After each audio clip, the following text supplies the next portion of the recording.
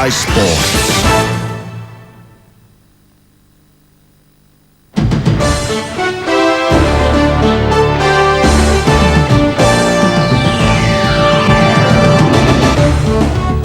Maradona is very much back on the World Cup scene, to the jubilation of the Argentina supporters. They know just how important it is to see him back in that famous blue and white striped jersey of Argentina. And it was a piece of typical Maradona magic which has given Argentina the edge in the World Cup playoff against Australia. The first leg finishing 1 apiece. Tonight we've the whole of the second leg live from Buenos Aires. It's Argentina against Australia in the World Cup. I can't see too much hope for them, in truth. I think the Argentinians will be technically superior. They're playing in their own backyard with all the ticker tape there. It looks like 1978 all over again. That's when they won the World Cup. I think they'll go on and win tonight quite convincingly, because I don't think Australia have the self-belief to go out and do well. OK, Gary, let's join our commentator for the match this evening now. It's very good morning to Ian Dark.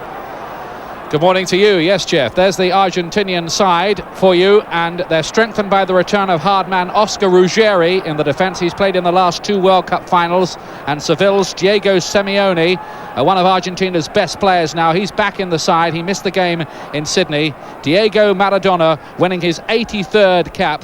And up front, Argentina will be looking to their Italian-based strikers Batistuta and Balbo for the goals to sink the Australians. 9:15 at night in a cloudy but dry River Plate Stadium, which holds 80,000 fans. There's the Australian side. They have 2 key men missing. The Borussia Dortmund star Ned Zelic is out with a knee ligament injury, and of course Aston Villa's brilliant young keeper Mark Bosnich is also injured. He's replaced by Robert Zabica of Adelaide City. Frank Farina, the well-travelled striker, returns from suspension, and he is one of 5 European-based players in that lineup.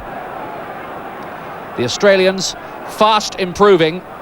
Of course, they've won World Cups in cricket and rugby union in recent years. Can they make the big breakthrough in football and cause one of the great World Cup sensations? A reminder that it stands at 1-1 after the match in Sydney. Fantastic atmosphere and shades of 1978 and the World Cup in Argentina. The pitch absolutely covered in confetti. Streamers everywhere. An extremely intimidating atmosphere for the Australians, the Socceroos as they're known, in that yellow strip of theirs.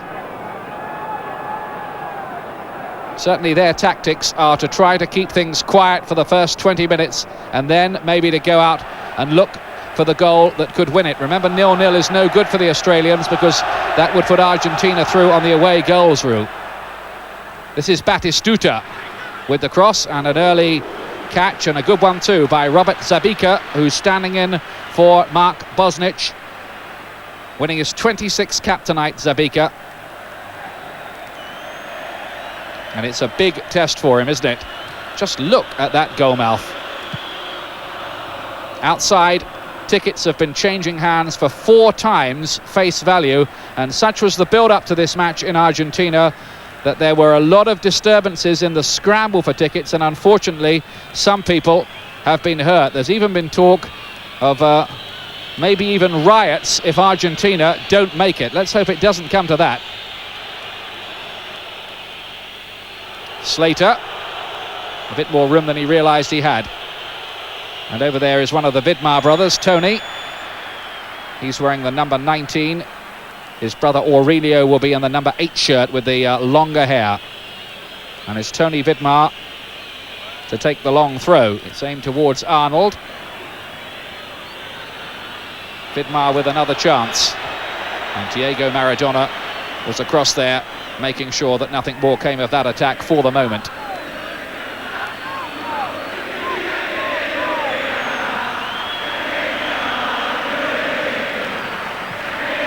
Vidmar back in again. It was missed by MacAllister there.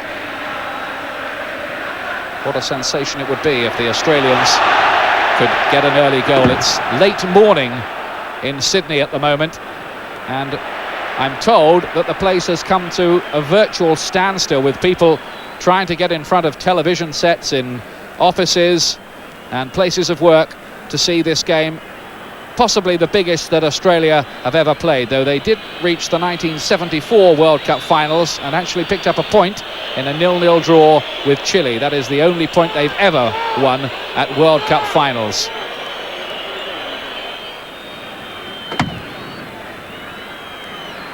But they more than held their own in that first game, the 1-1 draw in Sydney.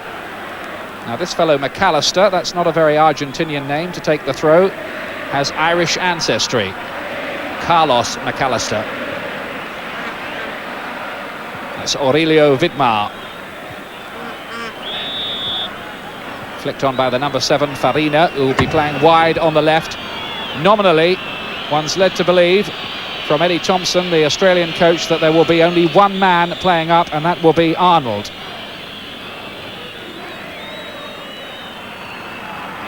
Is the distinctive Aurelio Vidmar playing it forward. That Argentinian defence with Oscar Ruggeri back on duty. He missed the match in Sydney. And that's him, the number 6. MacAllister heading it forward. Up towards Balbo, who's based in Italy with Roma.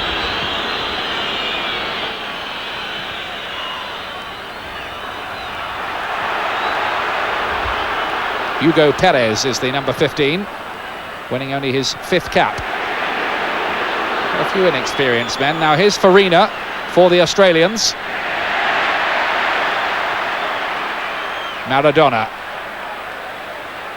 Maybe he doesn't have that electric pace of old, but his ability to read a game and to play defence-splitting passes, playing in a slightly deeper role, can be crucial. Remember that goal he set up for Tunisia at the World Cup in Brazil. I must say it's good to see him back. He looks slimmer than the Diego Maradona pre the drugs ban. Had a bit of a leg injury in the build-up to this game, but he's passed a fitness test. He's okay. Challenge coming in very fast there on Batistuta, the Fiorentina striker.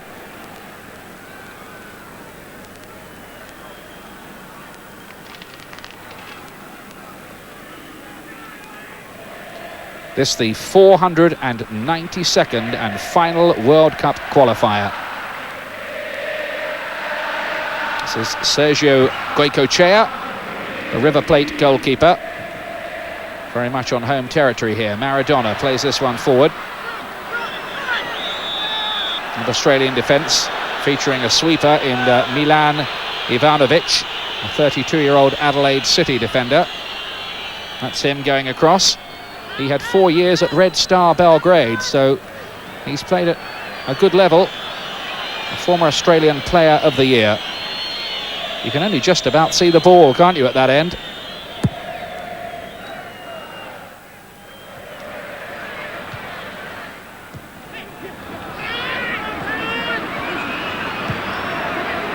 Now, what can the Aussies create here? Frank Farina bursting onto this one from the left-hand side.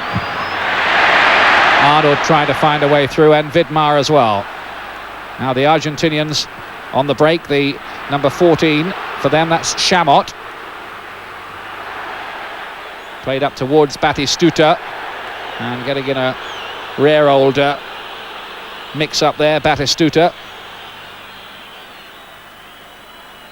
Australians have settled quite well, though, in these early stages. Here's Slater for them. Lively little player, Robbie Slater, who plays with Lens in France.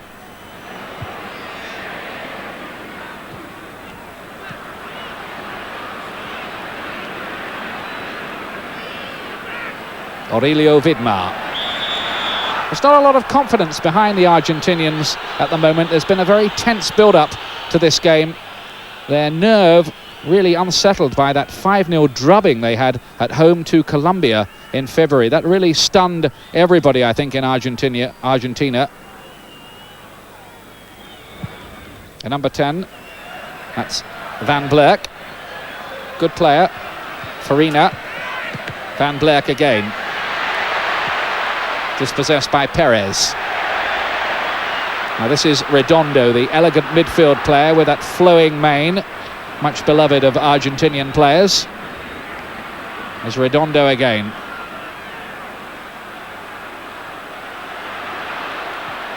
Good skill by Simeone. That's him again going for the return.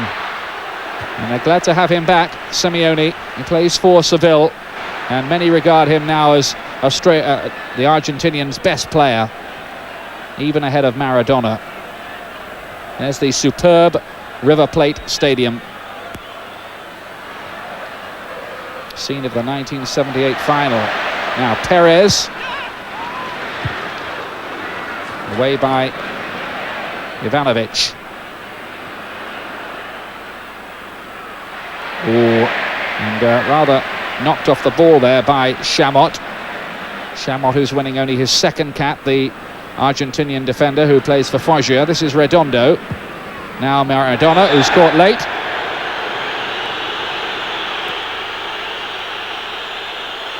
Challenge coming in from Van Blurk.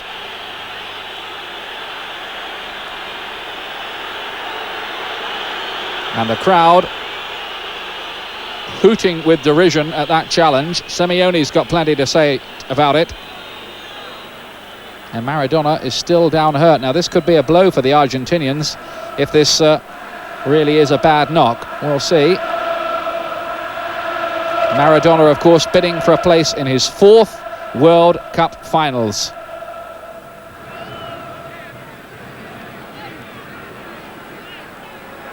World Player of the Year in 1986 when he led Argentina to victory in Mexico.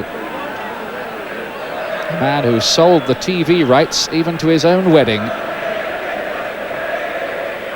And in his prime, of course, that great striker Mario Kempes said that Argentina, well, 95% Maradona and 5% the rest. That was his quote for Italia 90 when Argentina, against most odds, reached the final without playing very attractive football, it has to be said. They rather muddled their way through in a series of penalty shootouts.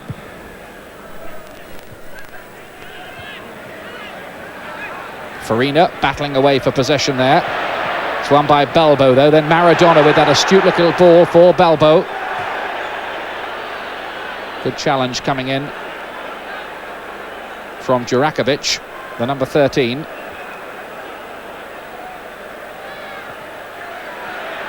Now here's Perez. And the left fullback, Van Blurk, who's been watched by 1 or 2 English clubs, I'm led to believe. At the moment he's playing for Go Ahead Eagles in Holland. The number 10 here gets forward quite well down the left-hand side as well from time to time. His clearance. One for Robbie Slater to chase, along with MacAllister here.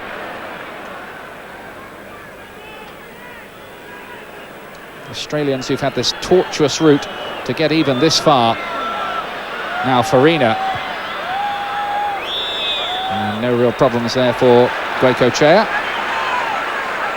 And the flag was up anyway for an infringement. It was Farina's effort. Yes, the Australians have had to play the Solomon Islands and Fiji in the Oceania group. And then they beat Canada in a penalty shootout. And that still wasn't enough to get them to the finals. They have to play one of the South American qualifying group runners-up, and that was Argentina. And they might have hoped for something a little easier than that.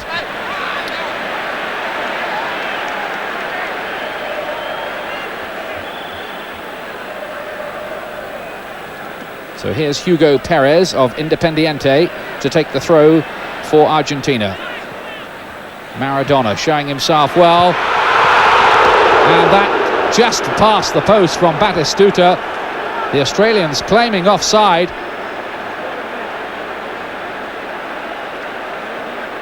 And that a real let-off. It was Maradona's cross. Now, is this offside? Batistuta? No, it's not, is it? And what a foot wide, and he'll be disappointed here, Batistuta, that he didn't make this count. Got right away from the defenders, but off target. The defenders had stopped. They thought Batistuta was offside. And it was a bad miss.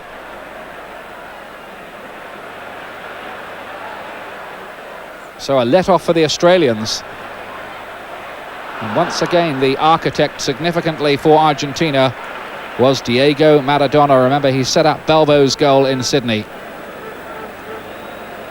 It's Simeone you're looking at.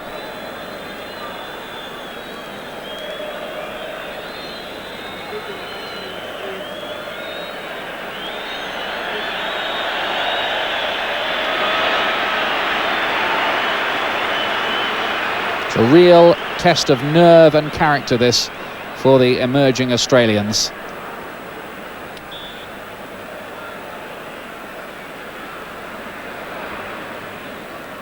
This is MacAllister. Not a good ball, though, picked up by Farina, and now Slater. The Australians feel that maybe there may be a weak point in the centre of that Argentine defence with Ruggeri, who is not the quickest defender around. Some of the headlines in the Australian newspapers suggesting that Ruggeri could be the weak link that they may be able to exploit. Simeone. Tobin coming in at the back of Batistuta. He seems to have the job of man marking him, though he wasn't very close, in all honesty, was he, when Batistuta got away just now. Vidmar trying to set something up, but it was Simeone who got it away.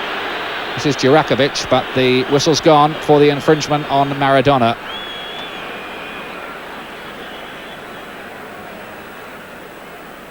It's the fourth game back in the Argentinian side for Diego Maradona tonight.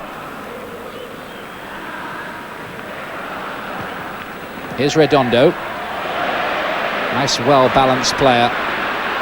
Really eats up the ground. He's still going as well. Flicked on by Batistuta. Redondo had continued with his run, but nobody managing to find him as he broke down into the left-hand channel. Now Slater. We've got Maradona on the pitch, and recently they've had Madonna on the pitch, and it really has cut up the surface a bit here. The Australians, when they saw it, when they arrived, were not at all impressed by the playing surface.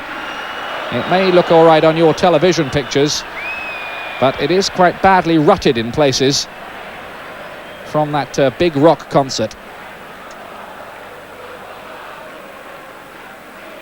And frankly, that is something which doesn't really help either side.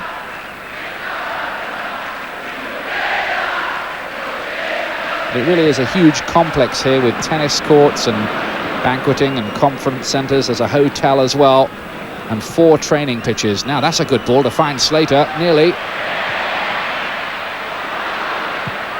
MacAllister with the unceremonious clearance.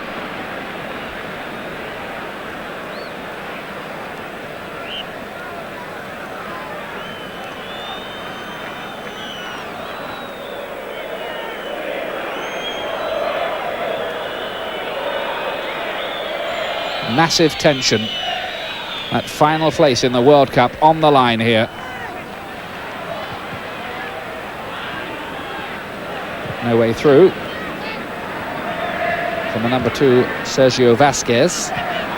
Now this is Chamot. Again, not a very good ball. And apart from that early effort from Batistuta, managing to live quite comfortably. But can Argentina here? And Arnold going down rather spectacularly and looking for the free kick, and he's claiming he was shirt-tugged, is Arnold. And tempers just rising here for a moment. Farina's got plenty to say. And there's a booking for Ruggeri, not the first of his career. Yes, he did pull back, Arnold, and I think they're saying that was a professional foul and that Ruggeri might have got his marching orders, but he hasn't.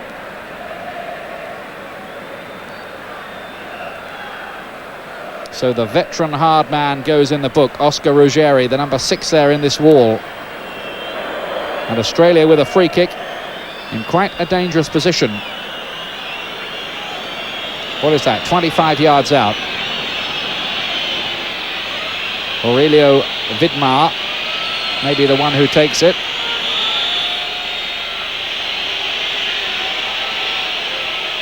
Can Australia snatch a lead here? Slater's there as well, the number 11. Vidmar, nicely taken, but just with a little too much elevation. He got it past the wall, but not on target.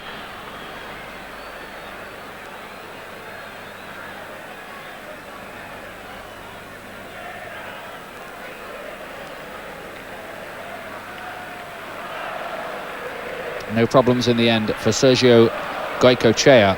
Incidentally, one thing you ought to know here is that under FIFA rules, there will not be extra time if everything is level at the end of 90 minutes. It will go straight to a penalty shootout. In other words, the home team will not get the advantage of an extra half an hour on their own ground. Away by Ivanovic.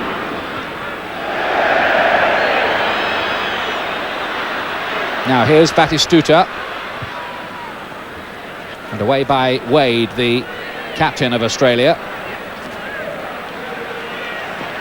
Paul Wade, there he is. That's Ruggeri, the opposite number 6. Now Chamot. Now Simeone kept his balance well, tried to find Batistuta, but just a wee bit too far forward. So they've almost achieved their first objective here, the Australians, to get through the first 20 minutes without conceding a goal.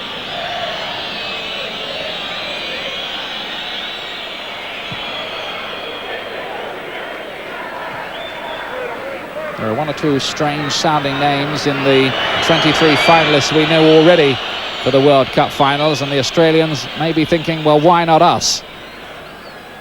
Important for them not to be overawed by Argentina's reputation. It is a great record they have in the World Cup, bettered only by Brazil, Italy and Germany. Now Redondo. And Chamot is brought down.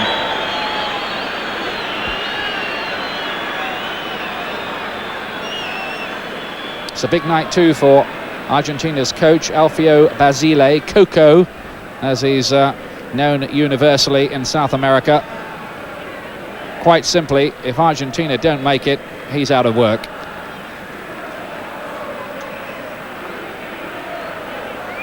If they do make it, he can probably go a week without having to buy himself a drink or a meal around Buenos Aires.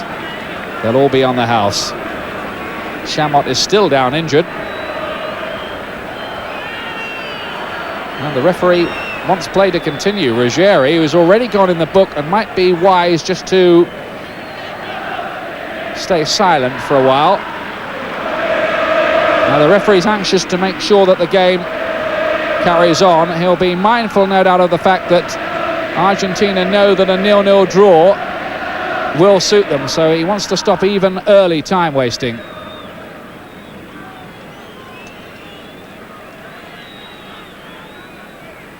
Of course, Carlos Biado's tactics, the former coach at Italia 90, came in for much criticism when it was felt the Argentinians almost played from the start in some matches for a penalty shootout. They made the final of Italia 90, losing to Germany, but amazingly, they won only 2 of their 7 matches in normal time, and I think that tells its own story. And they featured in what was undoubtedly the worst World Cup final any of us have had the misfortune to witness. This is Vazquez who plays it forward. Away by Wade. Picked up by Perez. He's going to try his luck from a long way and goes in again for it. Still might drop for Perez in there. Balbo went down rather hopefully with a half glance at the referee. Nothing doing.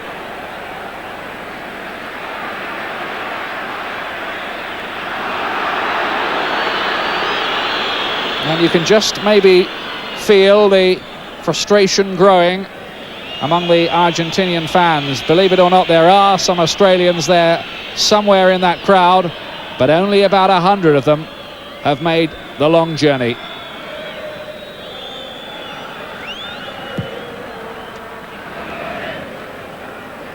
Now here's Slater. Now Maradona looking around, seeing what's on. Oh, he's caught. And Maradona is laid out again. And there's going to be another yellow card, and this time it's for Ivanovic. Or it's not Ivanovic, it's Durakovic who gets the booking for going through on the back of Maradona.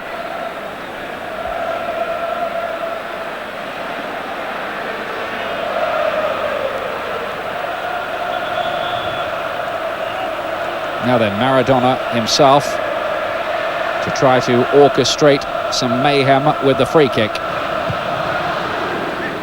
Tobin got his head to it. And here's Wade trying to bring it away. And out of play, despite the best efforts of Hugo Perez. Watching in the studio in London is the Australian striker Dave Mitchell. Dave, what do you think so far from an Australian point of view? Well, it's a great start, really. It's important they've not been overawed at the situation, and been playing very well up to now, and hopefully can just continue till half-time and then maybe hit them in a break in the second half. Thanks, Dave. We'll see whether that happens. Meanwhile, the Argentinians pushing forward with Maradona himself on that trusty left foot. Balbo playing the 1-2. Now Redondo. This is out to Simeone. Now MacAllister, and slightly different tactics from the Argentinians, just playing it around among themselves, but they might have played themselves into trouble here. Sergio Vazquez, in the end, has to concede the throw. There's Durakovic, who's just been booked for that challenge on Maradona. Now Frank Farina. Redondo. Perez and Simeone. He's never frightened to take on players, even in midfield areas, Simeone.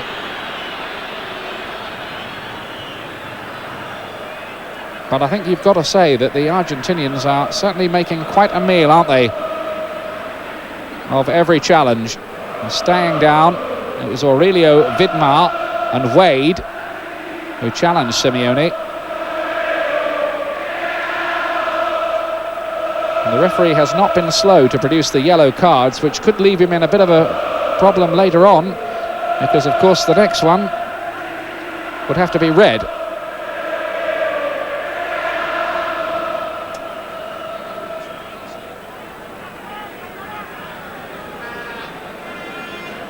Simeone is all right again.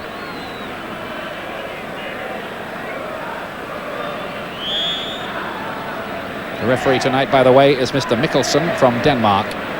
Maradona's cute little flick forward. Nothing coming of it for the moment, though. Here's Redondo. Manu broke his leg earlier this year. For number 5, Fernando Redondo, who plays for Tenerife in the Spanish league. Didn't care much for the tactics of Basile's predecessor, Bialdo, but he's back in the fold now.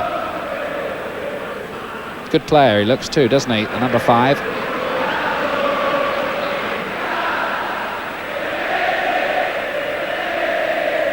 Argentina 0, Australia 0. Live from the River Plate Stadium in Buenos Aires, with the last qualifying place in the World Cup up for grabs as MacAllister plays this one forward.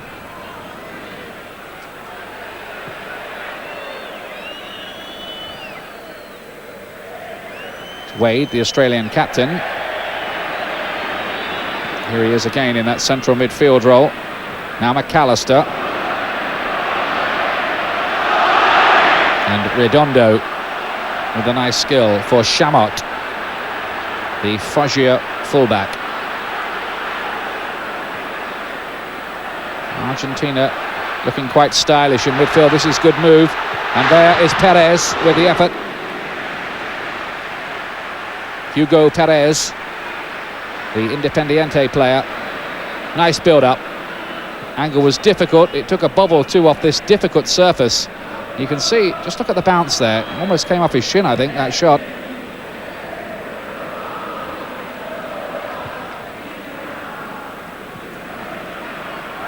Australia giving Argentina a very good run for their money. Vidmar is down injured. That's number 19, Tony Vidmar.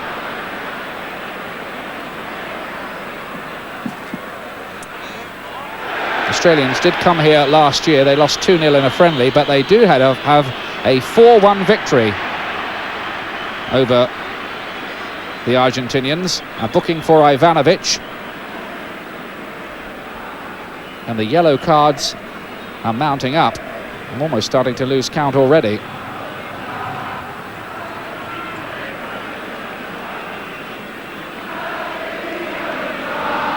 Ivanovic and Jurakovic, two of the key defenders, both being booked. Simeone again the target for the tackle.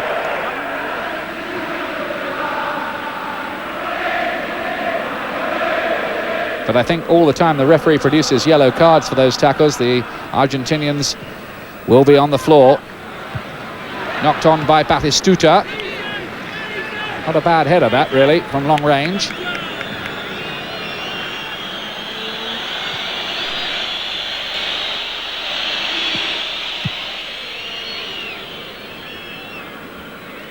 Sabika launches it forward. Now here's Arnold with that lone roll up front, though the midfield players do have instructions to support him as much as possible.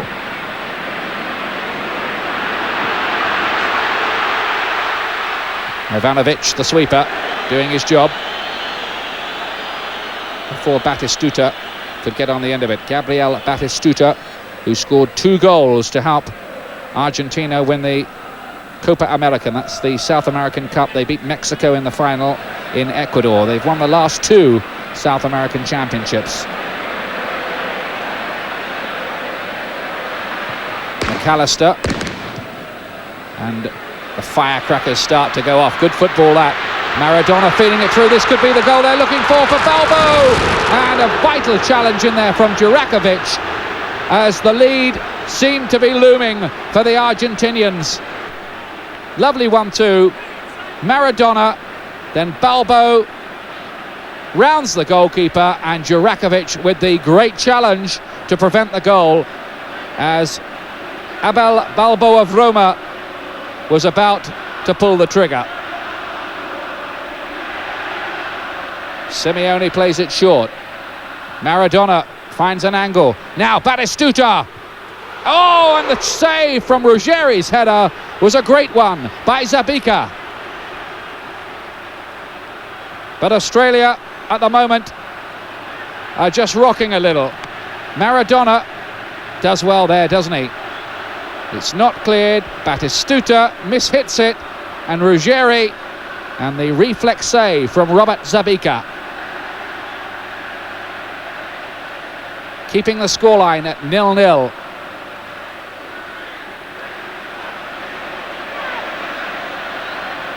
Ruggeri, who's been booked, was nearly on the score sheet as well. Now Maradona's going to take the corner. The jockeying for position in that penalty area. Out comes Sabika again and claims it. Well, so far, Mark Bosnich's deputy is doing a good job in that Australian goal, in what is undoubtedly the game of his life so far. Maybe the game of just about all those Australian players' lives.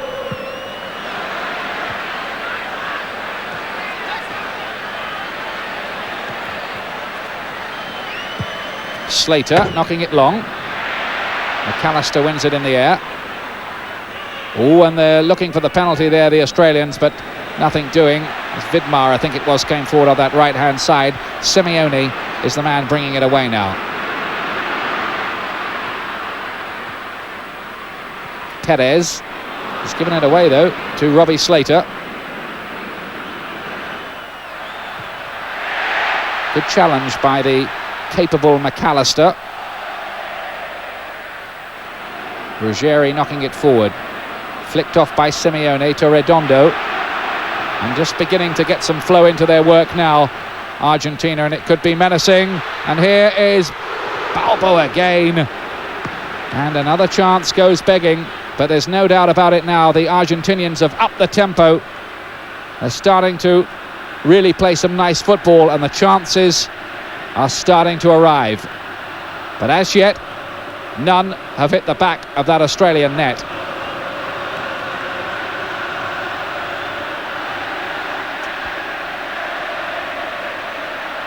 Maradona with another corner. Not a good one, cut out by the first defender.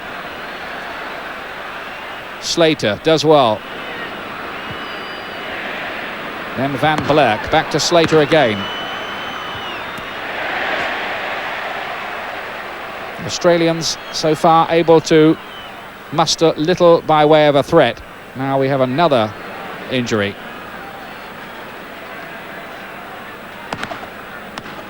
This time it's Perez, who seems to have taken a knock on the head or around the mouth area, is it? He's writhing in agony. There's a lot of blood around there. Oh dear, oh dear.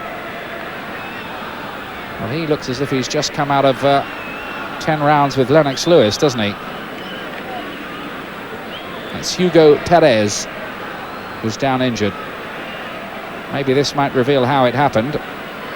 Yeah, I think the boots of Slater just caught his face there. It was purely accidental.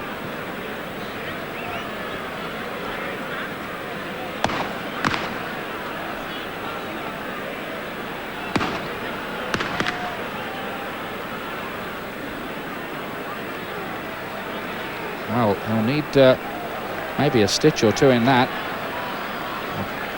The blood is flowing freely. Let's bring in Dave Mitchell again, the Australian striker who's watching back in London. The Argentinians have certainly upped a gear, haven't they, Dave?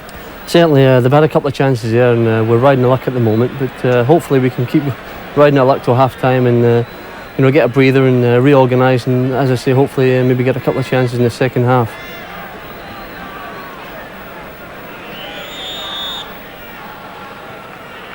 We're underway again. Farina operating down that left-hand channel, who plays for Strasbourg in France, one of 5 European-based players in the Australian side. He was top scorer in the Belgian league for Club Brugge during the late 1980s, an experienced striker, Farina. He's capable of causing a bit of trouble in top form. Actually made his debut for the Socceroos, as they're known, against Nottingham Forest a decade ago. Van Blerk with the long throw. Sergio Vazquez cuts it out. Van Blerk again on his favoured left foot. And that will be an Australian corner.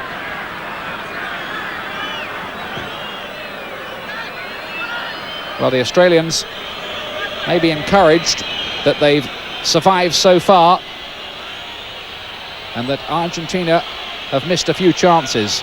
Now, is this their chance to maybe grab something themselves? Robbie Slater's going to take it as the wind gets up, blows the ticker tape around. Some half-hearted appeals there for a handball as that cross came over. Nothing given, and an offside flag up against Farina, who was coming back.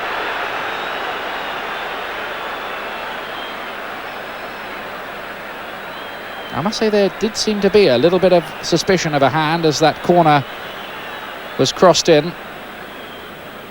I don't know whether we'll get another chance to look at that.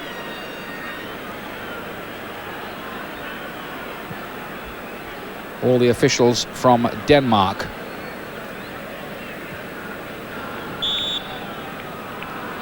Denmark, who themselves were among those who failed to qualify earlier this evening in the Republic of Ireland's group, and congratulations to the Republic who've made it.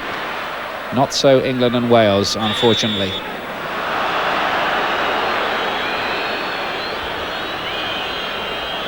There's the bloodied face of Perez. You just see the wind blowing the confetti, ticker tape, call it what you will, around the pitch. And here's Zabika, one of 4 Adelaide City players in the Australian side, with the goal kick.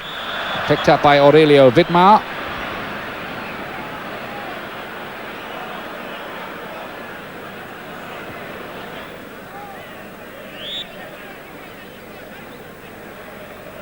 Redondo taking it short and picking it up again.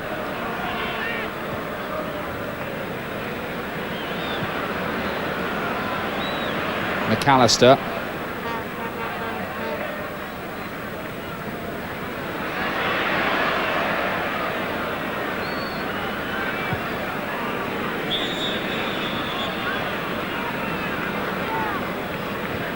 Argentina 0, Australia 0, and half-time getting ever closer.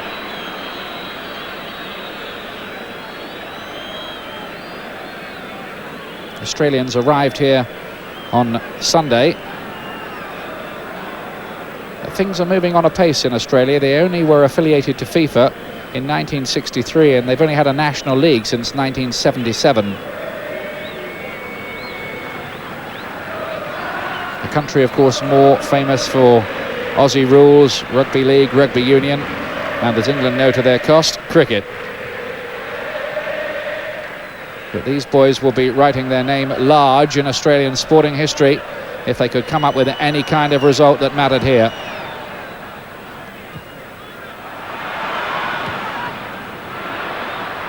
Here's Maradona,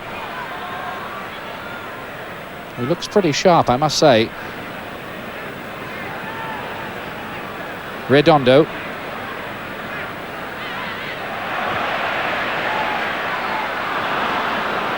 Now that's a good challenge by Farina, who's going all the way on his own, and he was definitely obstructed there by Vazquez. And that will be an Australian free kick, and it was only just outside the area as well. I don't think Vazquez had any hope at all of getting away with that. It was blatant obstruction. Some might say cynical obstruction. But however you describe it, it's a free kick to the Australians.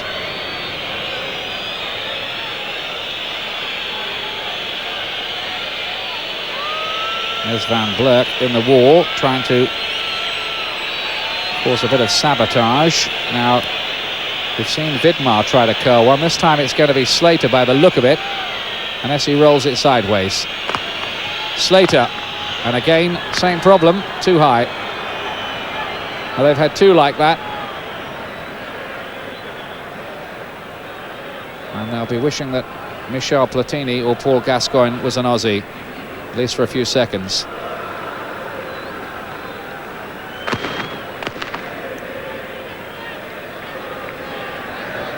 There we are, Argentina 0, Australia 0 on the night, and 1-1 on aggregate. Remember, this is over 2 legs, but the away goal that Argentina have from the match in Sydney might turn out to be very, very important here.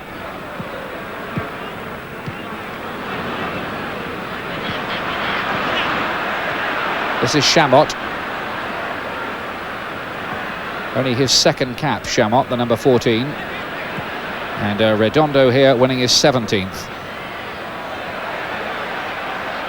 And that was a foul by Chamot on Ivanovic.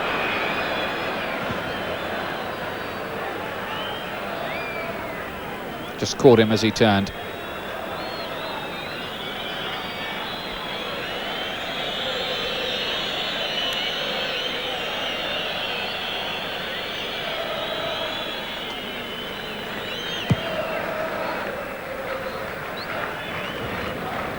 These pictures coming to you live from Buenos Aires. And the Australians holding out at the moment, although they rode their luck a little in the middle of the half.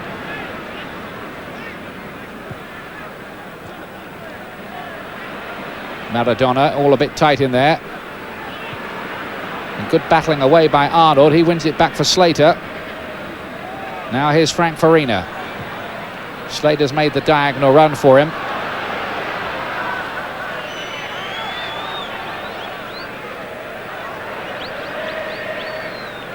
Incidentally, the Argentinian President Menem, has stayed in his palace, we understand, to watch the match tonight, because apparently every time he comes, Argentina don't get too good a result. The last time it was Argentina 0, Colombia 5, so you'll see what I mean.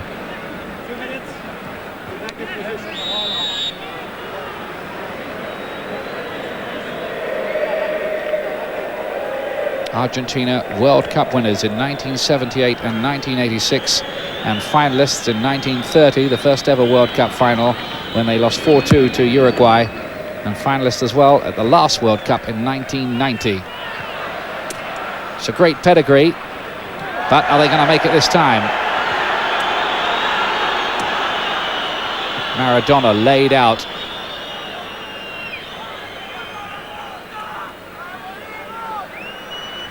Good football from the Australians.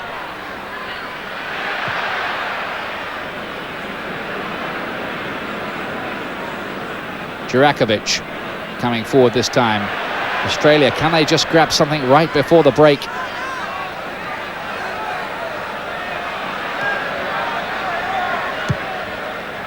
It's the old cliche, of course, that just before half-time's a great time to score, but there's a certain truth in it. But in a match like this, or any match, any time's a great time to score.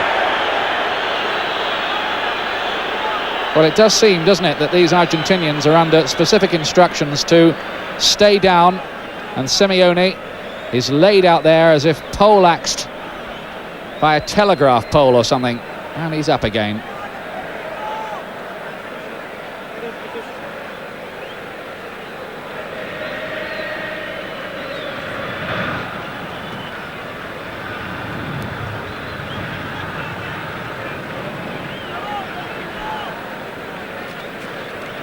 Sabika organises his wall, and the shot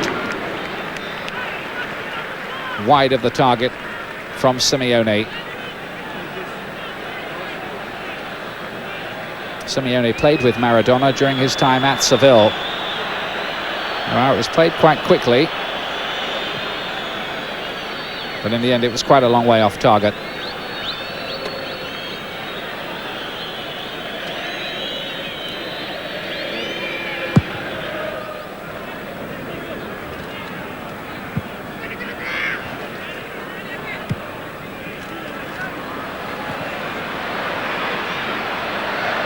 Batistuta battling away and winning it for Perez, but the Australians working very, very hard to regain possession. And they're showing here, and they showed in Sydney as well, how far the game has progressed down under.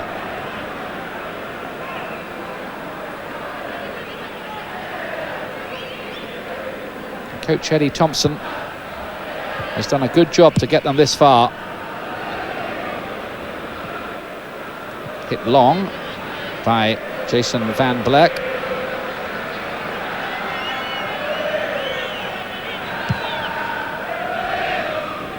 Into injury time at the end of the first half here.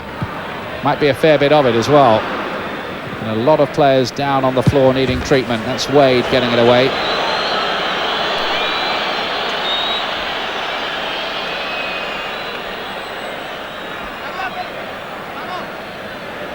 Chamot with the throw for Argentina to Maradona.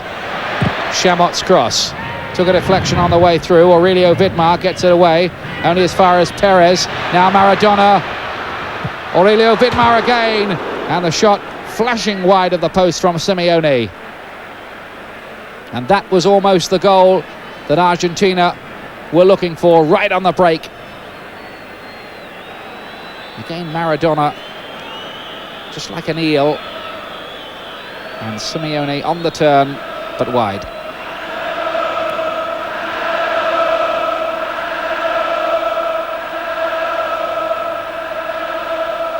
Massive security in and around the stadium, by the way. 1,500 police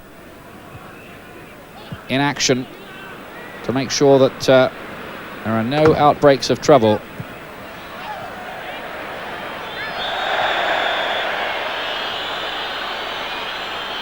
That's Perez going down.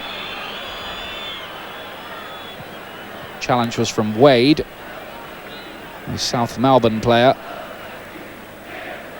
who was actually born in England and lived in England until he was 11. He's been an international for 7 years, the Aussie skipper. Now Chamot. 2 minutes of injury time played at the end of the first half. Ruggeri knocking it forward, and Batistuta was the one who was chasing. Batistuta with that great early chance.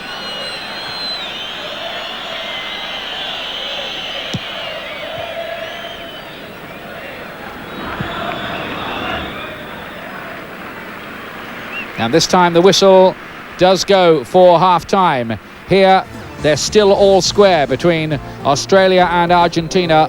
The Argentinians with chances for Batistuta and also for Ruggeri as well, and Balbo, but it remains goalless at half-time. Do join us for the whole of the second half from the River Plate Stadium in Buenos Aires. Half-time in Buenos Aires, it's Argentina 0, Australia 0, so on aggregate it's 1 apiece. Remember, if it stays that way, then Argentina will go through into the World Cup finals. But Dave, I think that you must be pretty pleased and surprised as well at how well the Australians have settled in. Very pleased. As I said, they're not overawed. Probably it could be basically down to a game they had there last year in a friendly. They lost 2-0 in that game, but you know, it's been good for a lot of Australian-based players to get the confidence in playing in such a hostile place. And as I said, they're not overawed, and they've rode their luck, obviously. But as I say, I think the gap has closed between the nations, and hopefully maybe we could get an upset tonight. Gary, you feel that maybe the Argentinians are capable of stepping it up when they please? Yeah, I think they're playing within themselves at the moment, and that is how they tend to play generally. You know, why do more than we have to? The only problem is if they concede a goal, are they actually going to be able to get out of that casual mode that they're in? The truth is that the Argentinians have created a lot more chances than the Australians have. I think the Australians have had 2 free kicks from just outside the box, which they've put high, wide and handsome. The chances have come Argentina's way, and you just think that in time they will get the goal that they require. Well, we mentioned Maradona. So much of the attention about this match has been on Maradona. He's let us know that he's there with some nice touches of ability. And the Australians have also let Maradona know that they're around as well, haven't they? Yes, they've got close to him, they've got tight to him, and they've been prepared to kick him as well. He makes a meal of any challenge. You know, this was a little bit late, and yes, it was a foul. But his makeup is to lay on the ground for a little bit longer and dramatise it, try and get the opposing player booked, to be honest with you. I don't agree with that, but that's their makeup, that's their mentality out there. Yeah, that's the side of Maradona that we don't want to see, but the side of Maradona that we do want to see was really displayed in the first real chance and the best real chance so far for Argentina, which was a really clear header for Batistuta, which was laid on by Maradona. Great ball in, and really that should hit the back of the net. I know that Dave sat here, if he'd been given that chance, would have hit the back of the net. An instinctive ball from Maradona, that quality left foot. He doesn't even need to look up. It's just a thing that he has naturally, and it's just bad timing of the header, bad technique and execution. Otherwise, Argentina would have been 1-0 up. Yeah, Dave, you certainly would have fancied that, wouldn't you? It was a beautiful ball in. I would have. As Gary said there, he's not even looked up. He's just put it in there, and you know, the defence has come out, but it wasn't offside, and it was a great chance, and you know, thankfully it went wide. Okay, there was one moment where it looked as if Argentina must go in front, Dave, and then it was a really wonderful and very timely tackle as well by Durakovic, I think, inside the box. That's right. The ball's sort of been played through here, and he's just turned, and he's come through. He's went round the keeper here, and he's just about to slot it, and he's slid in and put it away for a corner. Great defending. I tell you what, you thought it was either a certain goal or a certain penalty, didn't you? You know, an Argentinian in that position in the box. That's right. As Gary said, they've been probably diving, and a couple of Australian players have been booked now. But I think the referee's wisened up to the decision in the last 20 minutes here. He's not booked anyone. Yeah, Maradona with a little ball through yet again as well, so he has been influential, hasn't he? Oh, very much so. As we said at the start of the game, he's touched, and he's a world-class player. Okay, he's getting old now, but still, he's a world-class player, and you can see the delivery of balls he gives. Gary, we thought that the Australians would suffer because of the absence of Mark Bosnich, but in actual fact, they haven't missed him at all, have they? Because of a couple of excellent saves, one in particular by Zabika in the Aussie goal. Yes, he's played very well. He's been very confident. This is a miss-hit volley, which ultimately drops, and really and truly from a very close range, Zabika, great agility, had to get a hand on it because I think the header was on target. Ruggeri, I think it was the defender up from the back with the header. I think he'll be disappointed, even though he is a defender, that he didn't maybe hit the back of the net with that. Where does this boy Zabika come from then, Dave? He's originally from Perth, but he's playing at one of my old clubs where I first started playing in Australia, Adelaide City. And we give him a lot of stick because he had a sort of Australian rules football background, and that's probably where he's got his agility from. And he is a very confident keeper, and he's a good keeper. And as it's shown there, he's made some tremendous saves. Yeah, we can see him in action again. This is just a couple of minutes later when the Argentinians were having by far their best spell of the game. He spreads himself well, doesn't he? That's right. He came out and closed the angle, and it's come off his shins.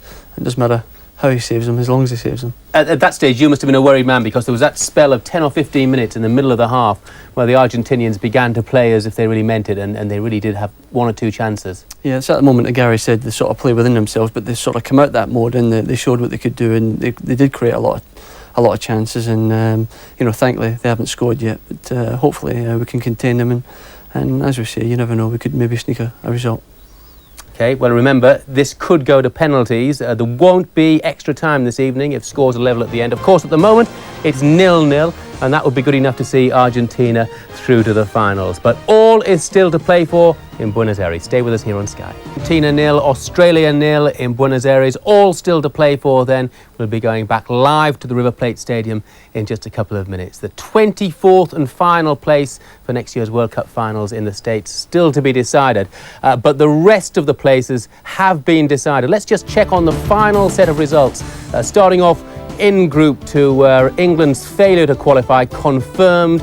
Despite the fact they scored 7 in San Marino, Holland's win in Poland was good enough to put them through. And as you can see, England out with Norway already guaranteed their place in the States next year. England miss out. In Group 4, I'm afraid it was the same sad old story for Wales. They needed to beat Romania in Cardiff, but didn't. They lost by 2-1 and missed a penalty into the bargain. It means that Wales will be watching the World Cup finals at home on TV. Romania, by virtue of that win, and Belgium, with their draw at home to the RCS, will be going to the States. But the good news comes from Group 3, where the Republic of Ireland, thanks to Alan McLaughlin's equaliser, earned a 1-1 draw in Belfast, and that, coupled with Spain's win over Denmark, means that Jack Charlton's side will be going to the United States for the World Cup finals by virtue of the fact that they scored more goals in qualifying than Denmark. Spain are the other team to go through. The European champions Denmark are out. Elsewhere in Group 1, Italy 1, Portugal 0, a result that means Italy go through, and little Switzerland through to the finals as well with that comprehensive victory over Estonia. Scotland beating Malta, but of course that counted for very little. And the table, Italy take the honours in Group 1, Switzerland finish a very creditable second, and Scotland missing out along with Portugal. In Group 5, just the one match, both qualifying positions already settled. Greece beating Russia 1-0. It means that Greece win the group and unbeaten throughout qualification. Russia takes second spot. Both sides had qualified before that match. In Group 6, though, one of the big shocks of the night and indeed of World Cup qualification. France won, Bulgaria 2. The story of the game, Eric Cantona put France ahead, but 2 goals from Bulgaria, as you can see, mean that France are out and Bulgaria and Sweden go through. And would you believe it, the Bulgarian winner, the goal that took them to the United States, came in the very last minute of the match. Which means that the sides that are already through, 23 of them in all, there they are. The USA and Germany, of course, qualify automatically. Mexico, Greece, Russia, Colombia, Bolivia, Brazil, Nigeria, Morocco, Cameroon, Norway, Sweden, South Korea, Saudi Arabia, Holland, Belgium, Romania, Italy, Switzerland, Bulgaria, Spain and the Republic, they're all through. Argentina or Australia, well, they will fill the 24th place.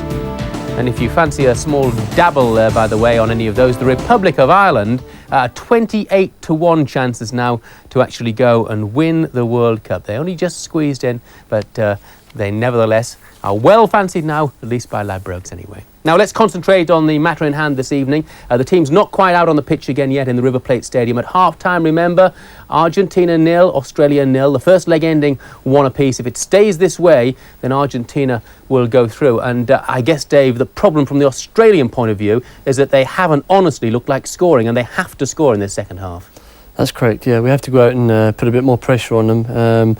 We've soaked up a lot of pressure and we've rode our luck, but as I say, hopefully we can maybe hit them on a break and score and put them under a real lot of pressure. Teams just out on the field, certainly the Australians are at the moment, at least. Gary, there were just one or two threatening runs, particularly from Frank Farina, which might cause a problem for the Argentinians. Yes, I think, as Dave was saying, the Australians have to be a little bit more ambitious in this second half, but one thing that I think is worth talking about is the state of the pitch out there. I think it's a disgrace for a top international game to be played on a surface like that. I suppose the Australians could say, well, it might favour them because a dodgy pitch is a leveller, but the fact that they've had a pop concert on there prior to a big match like this, I think it's all wrong, really. And when you see that pitch from above, well, there's a great example of it. You know, it's all sort of patchwork quilt, and I don't think that's a good enough surface, and I think that really and truly the authorities, the governing bodies, FIFA, should have something to say about that. Dave, psychological warfare as well goes on, doesn't it? Because you can see the Australians have been kept waiting by the Argentinians. I think that happened in Sydney as well, didn't it? That's right. I mean, probably Eddie's probably told them to get out there and fire up and tell them that you want to play the game, and they've probably gone out a bit early. And Argentina know they're out there, so they've stayed in and sort of let them be out there in the cold and wait for them. Quickly, boys, either of you think that Australia might go through? I really can't see it. No, I think that the Argentinians, they're in the driving seat at the moment. Although I predicted Argentina to win, I would love Australia to qualify. But you never know. Yeah, hopefully we'll do it. Sounds more optimistic than he did at the start of the match, I'll tell you that. 0-0 at half-time, then the second half about to get underway in Buenos Aires. Let's rejoin our commentator, Ian Dark. Thank you very much indeed, fellas. And if Australia do fail to qualify, they can blame Maradona and Madonna, I guess. Madonna, whose concert has cut up this pitch so badly. Goycochea, who's a hero with the Argentinian fans. He has featured prominently in several penalty shootout dramas, making a series of vital saves. Will that happen again tonight, I wonder? It's 1-1 on aggregate, 0-0 on the night. Away goals will count double, so if it stays 0-0 after 90 minutes, Argentina, playing in the blue and white stripes, of course, will go through. In other words, Australia need a goal from somewhere. Farina's looked more like providing it than anybody else. His run blocked, and Redondo, he's got that nice cultured left foot in the centre of the midfield for Argentina, battling away for possession. Balbo helping it on.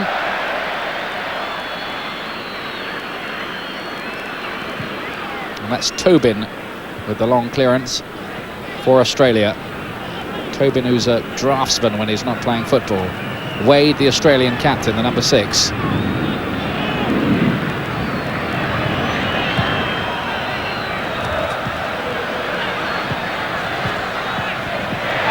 1-2 not really working out, and Slater denied the chance to run at the Argentine defence. Now here's Maradona, who still oozes class, doesn't he?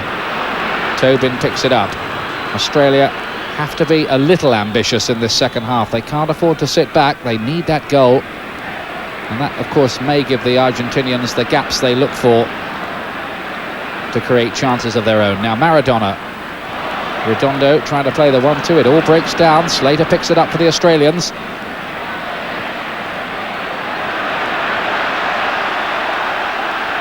MacAllister just leaves it for the playmaking Simeone. Good challenge from Jurakovic, but Redondo picks it up. Then Perez, good width in this attack with Chamot this time on the right, and cut out by Ivanovic. Both he and Jurakovic were booked in the first half, along with Ruggeri of Argentina. Sellout crowd in the River Plate Stadium, which holds 80,000. Now Simeone, and I think the ball just took a bobble there as he was looking to release Batistuta down the inside right channel. Simeone winning his 29th cap, and he could be one of the real big stars in the World Cup finals, I reckon. Simeone, should Argentina qualify. The odds must be on that at the moment.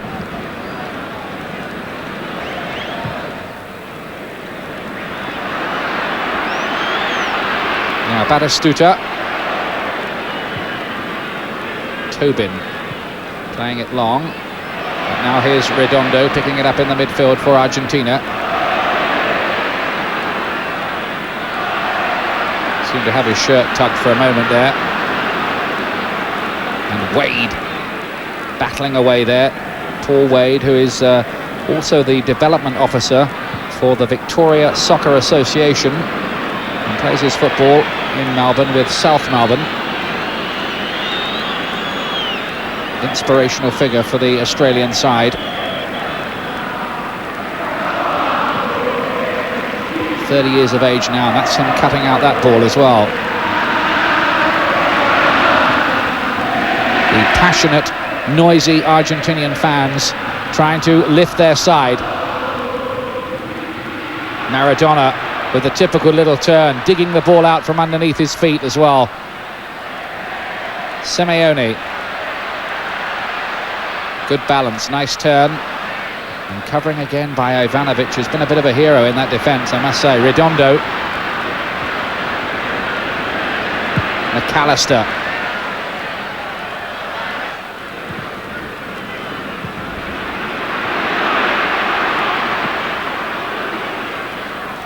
Now Maradona. Oh, that's beautiful. Absolutely beautiful it was from Maradona, that. Anyone on that far post? No, only Zabika, the goalkeeper.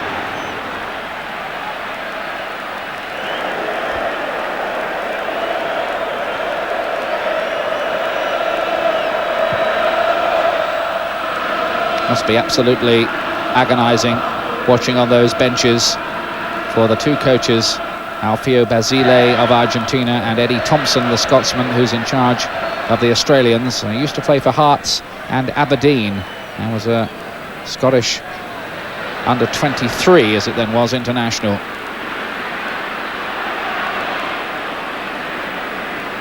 Ruggeri onto Simeone.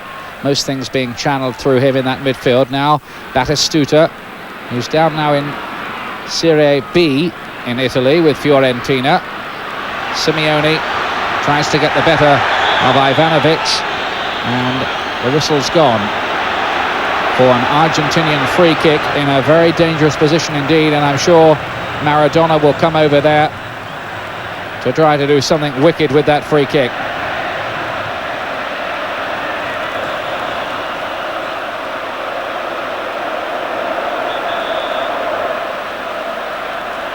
Blue and white stripes lining up and waiting as Maradona curls this one in, and the header over the top and rather wasted by Batistuta.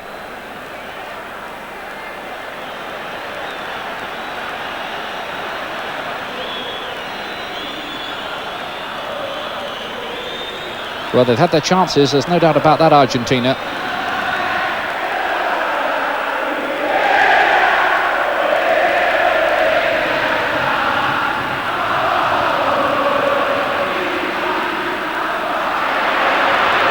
Now Batistuta, Maradona. Oh, there we are, cameo from the past from Maradona. He seems to be improving with every game and regaining his full match fitness as well. His club in Argentina, Newell's Old Boys, are struggling a bit at the moment. No way through this time for the little master.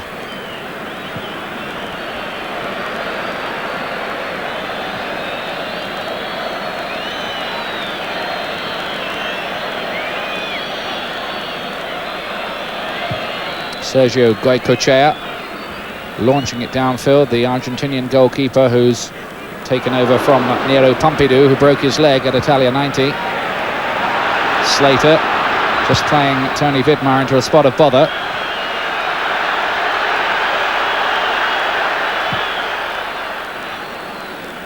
But we're seeing it more and more now in world football, how there are no results that really can be taken as a formality. The sides who are regarded as third world in football terms, if you like, have closed the gap. They're well organised, they've got good professional coaches now, and there are very few easy rides, even for big, well-established soccer nations like Argentina.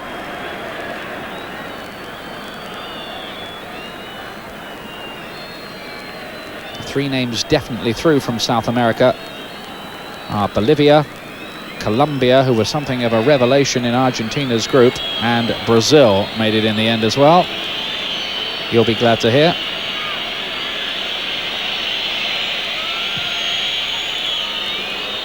Van Blurk knocking it long. Australians needing this goal. They've had a lot of defending to do, but they've still kept it goalless, and there's always the chance that they might just sneak one. Here's Slater.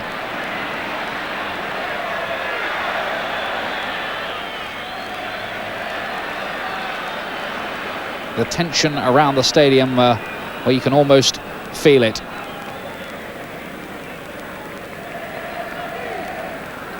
Absolutely unthinkable for the Argentinian fans for their country not to make the finals. They expect to be there, and they expect to do well when they get there too. Ruggeri knocks this one forward.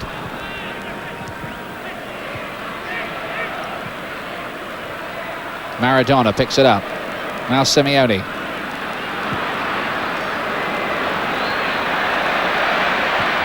Farina is beaten to the ball by Sergio Vazquez.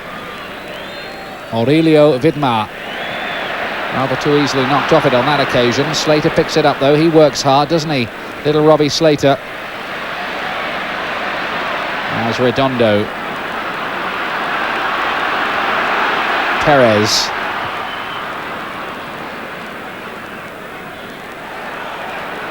In many ways it's been a heroic performance over the two legs by Australia. Farina. Now he's going to let rip, is he here? And a shot going wide as Vidmar came forward on the outside.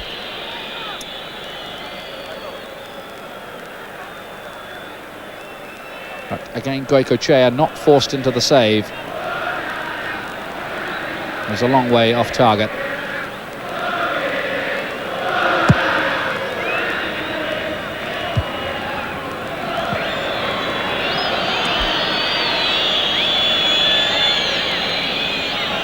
Tony Vidmar, one of the two brothers, the younger one, Aurelio being a few years older than him. Aurelio is 26 and Tony Vidmar is 23.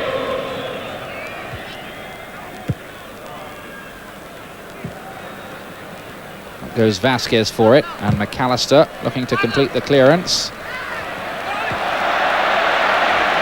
Tough little player, the left back.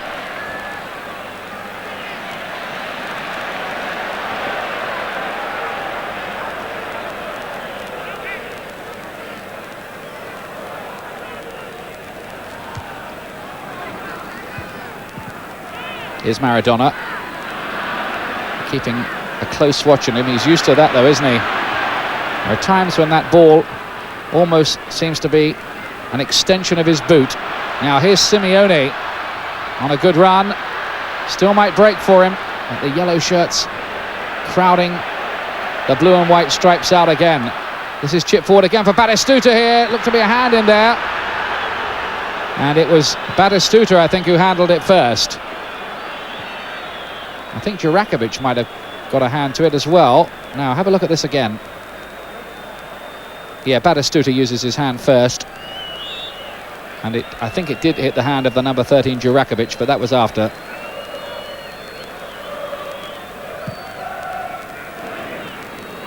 A few hearts in mouths there.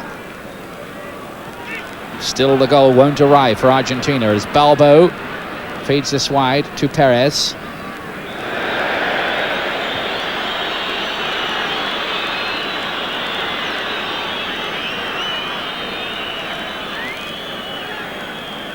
Challenge was from Jason Van Blurk, who's a graduate of the Australian Institute of Sport in Canberra, where that great marathon runner Rob De Castella used to be the director. I don't know if he still is. Van Blurk's father also used to play for Australia. Now then, Chamot.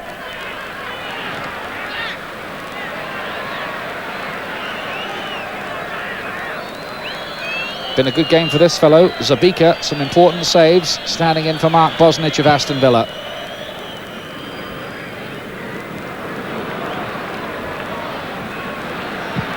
Chamot's long clearance.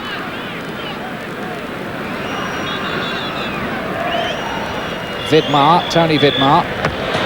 And Ian Slater, for a moment, not on the same planet mentally. It happens.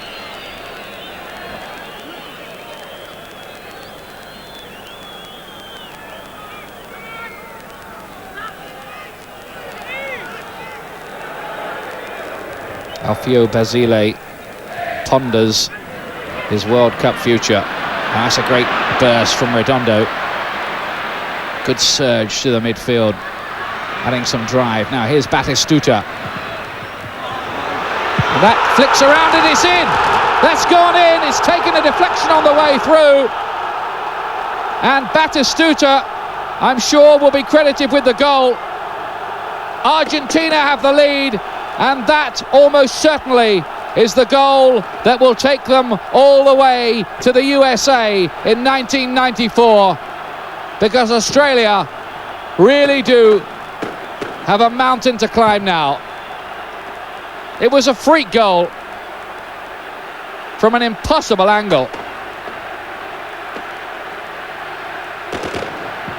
Now look at this again. Batistuta, it seems to take a deflection on the way through, and nobody else got a touch. The deflection is off the number 5, Tobin, and what a crazy, crazy angle it took. And your heart really goes out to the Australians, conceding a goal as freakish as that. Batistuta off Tobin, wrong foot Zabika, and, well, how unlucky can you get?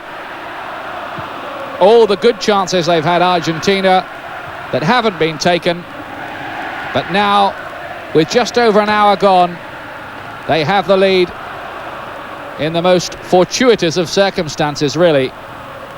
And the man who's got it is Gabriel Batistuta.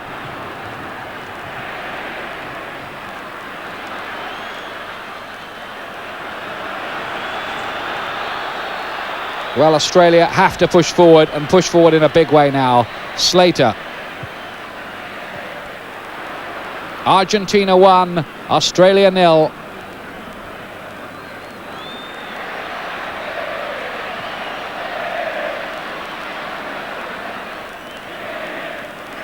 Gabriel Batistuta, whose goals were so important in bringing the Copa America to Argentina. Those 2 in the final against Mexico. He's done it again. And that goal, I respectfully suggest, just a little more important than the 2 he scored quite recently against Southend in the Anglo-Italian Cup. Just a little more.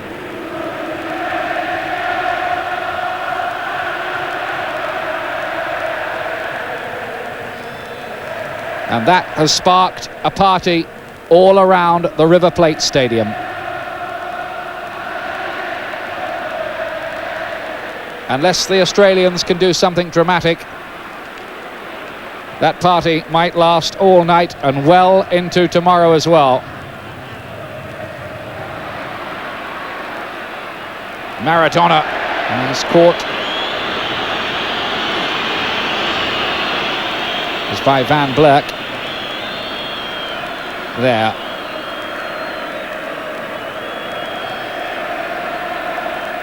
My goodness me, how those ankles must have taken a battering over the years. He was really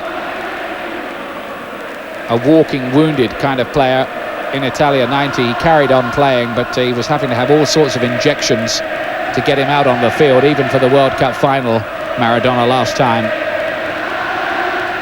And we were pretty sure that that would be his last World Cup in Italia 90. But it looks here as if he's on his way to another one.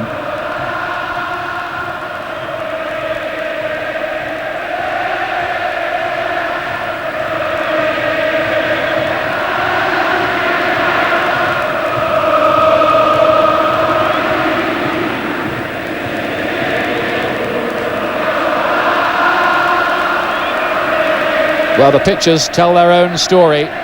Dave Mitchell, the Australian striker who's watching back at the studio in London.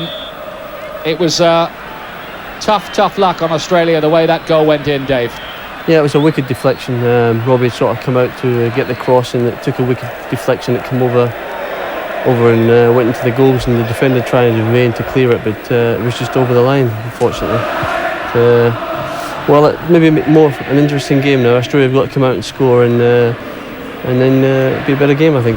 Is there any way back for Australia, do you think, from this? Well, we'll see if they've got a bit of character now, and as I say, it'll make a better game. I think they've got to come out, and they know they've got to score now, as before, but time's running out for them now. Thanks, Dave. Argentina 1, Australia 0. The goal scorer, Gabriel Batistuta, with the aid of a freakish deflection off Alex Tobin. And it looks like Tony Vidmar is going to come off here. And the man coming on, the number 15 for the Australians. Well, that's interesting, because 15 is not one of the numbers we were given as a substitute for Australia.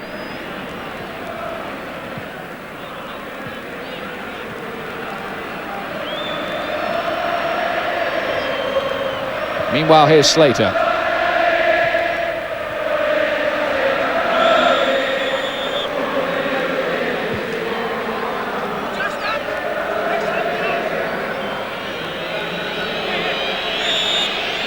Polak, in fact, who's come on. And with a change of number, he was issued at number 18 by the Australians earlier on. Oh, that's another deflection from Slater's cross. It came off Vazquez and Simeone in the end, and nearly went in this. Simeone didn't get to it at all, and Goycochea had to make the save. I think that was on its way into the far corner. Now, it's interesting this, because if Australia do get one, of course, it levels the whole thing up. Slater again. Flags up, I think, for offside. It's not going to count, even though Wade put the ball in the net. Yep, and you can see that the linesman's decision was spot on.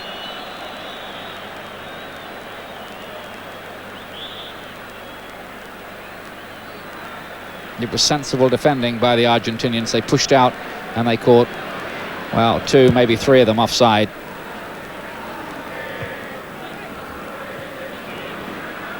Substitute Polak, by the way, is winning his 11th cap. Plays for South Melbourne and had a spell with Panathinaikos, and also played in Belgium and Holland.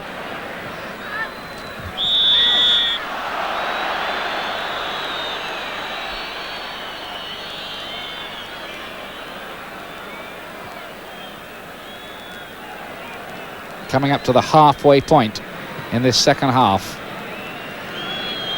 And Australia seeking out the equaliser. Slater.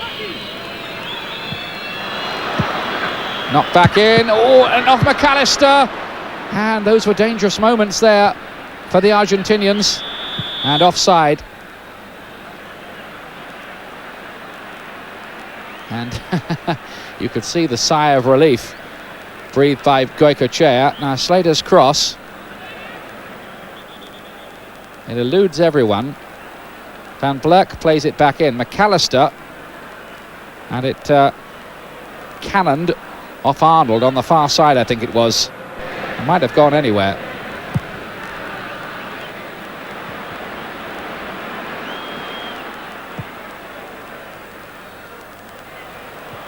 Farina was in there. Oh, there was a chance just for a moment there of the lob for Polak.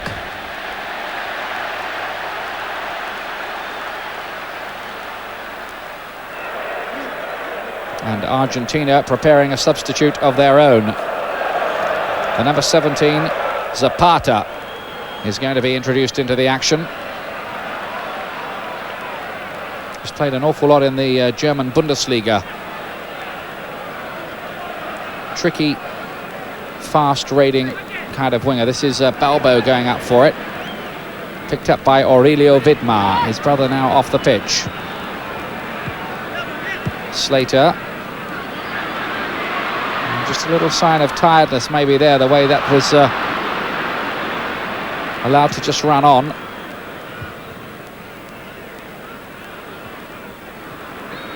Here's Farina. Good little spell this for the Australians. Slater going alone. Good challenge by Vazquez. Can Australia get a goal back that would really give this World Cup match a different complexion, this last World Cup qualifier of all? Maradona.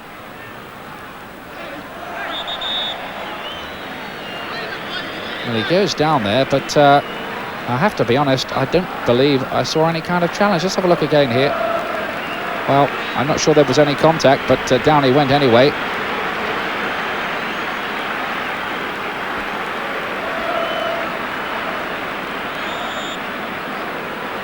So Zapata has come on for Balbo.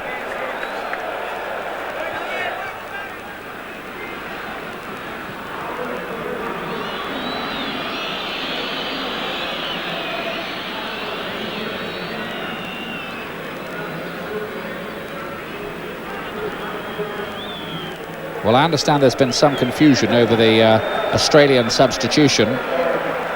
They obviously issued wrong numbers. The substitute for them is in fact Carl Wirt, despite the Argentinian director giving you a caption saying that Polak had come on. So Wirt is the substitute for Australia, who plays for Adelaide City, was in the '92 Olympics, and is regarded as something of a hot property.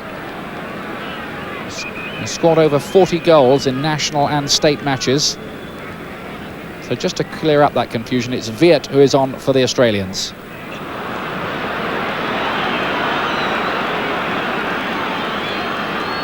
Being deployed in a wide right position.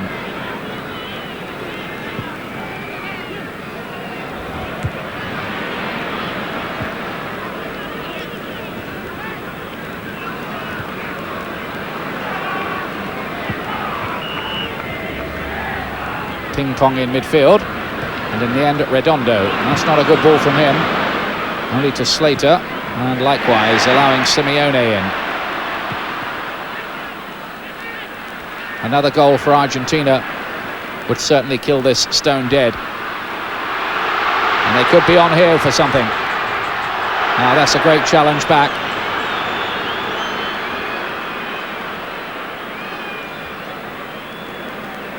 Ivanovic again doing some important work in that defence.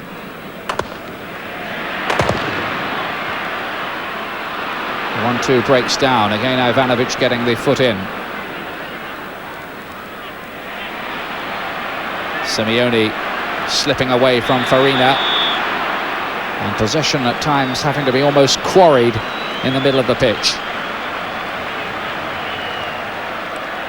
Robbie Slater. Now Wade.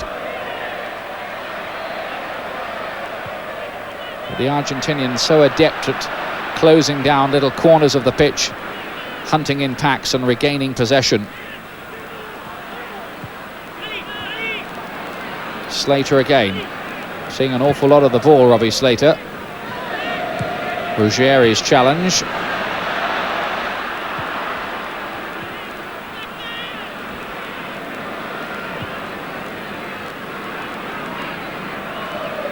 This is Van Berk taking on Perez. Argentina 18 minutes away now from their place in the USA 94, and I think efforts from that range are not going to challenge Goycochea. It was Jurakovic who tried his luck.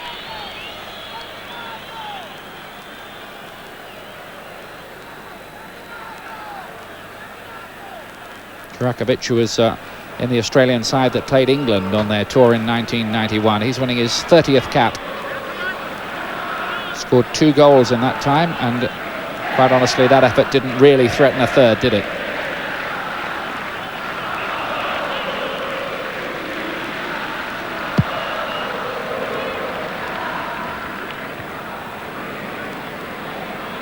Now that's good play by Batistuta. Oh, Aurelio Vidmar is brought down by Redondo.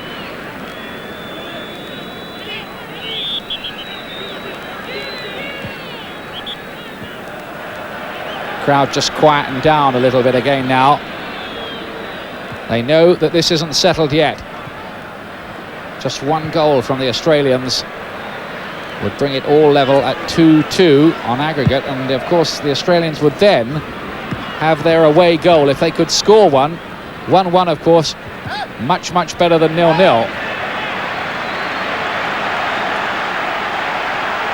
Just a confirmation. Argentina have that vital goal given to them by Gabriel Batistuta. 2-1 on aggregate after the 1-1 draw in Sydney.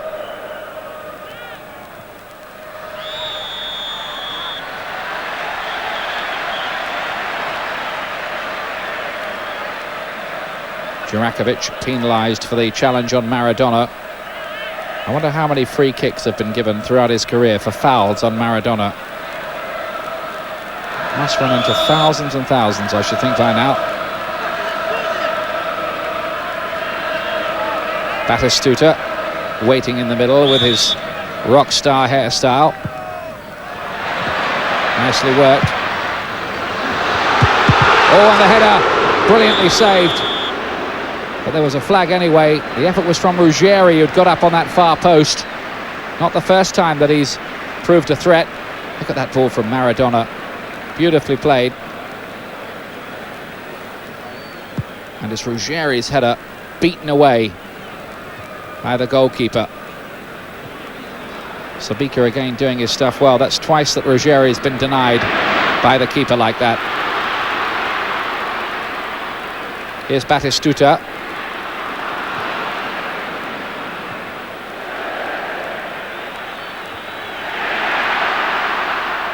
Zapata trying to find a way through, and Aurelio Vidmar is caught by Zapata from behind. That will be a free kick to Australia.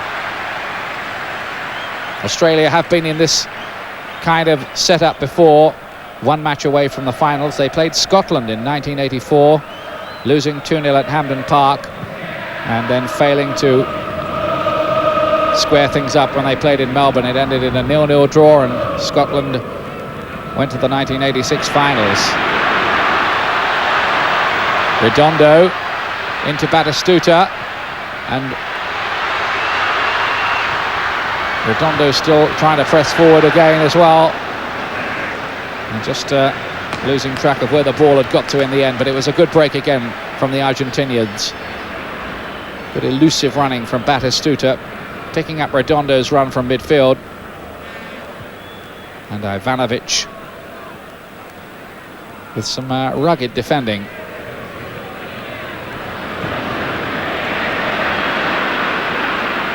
Time is running out for the Australians, and there'll be some gloomy faces watching television screens down under.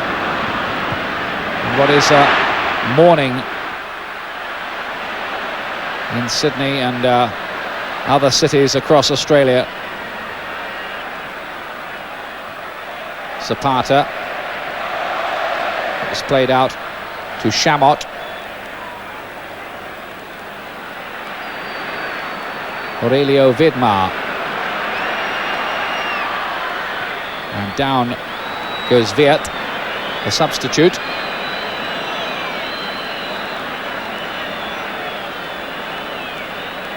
And Australia with a free kick, 30 yards out. Might this provide their moment of glory? They need something quick. Goycochea organising his wall.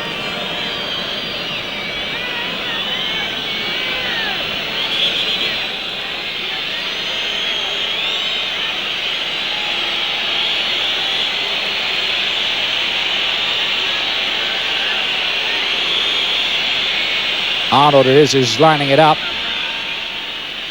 Graham Arnold. He's going to try the blaster. It hits the wall, and it's away.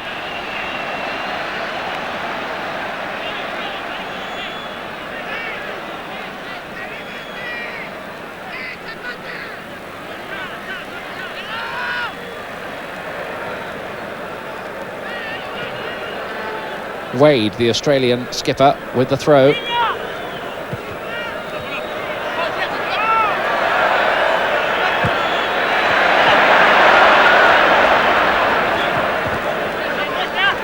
But it's to Australia's credit here that they're making the Argentinians fight every inch of the way for their World Cup place.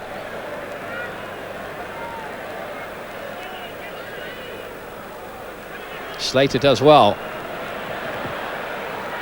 Still Slater. Comes out to Aurelio Vidmar, and just as he was lining up the shot with the left foot, he's dispossessed. Away comes Batistuta here. 1 against 2. And again, some good defending there, with Ivanovic involved once more.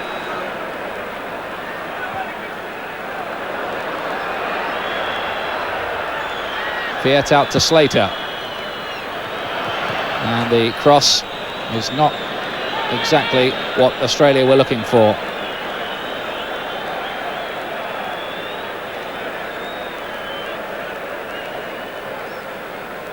Well, another Argentinian player going down, looking mortally wounded. Dave Mitchell watching these pictures back in London. It's beginning to look a bit bleak for Australia now. Yes, very much so. You know, we're coming out of shell now, and we've got to come out and try and get this goal. And Argentina sort of seem content and sort of soaking up all the pressure and trying to hit Australia back on the break.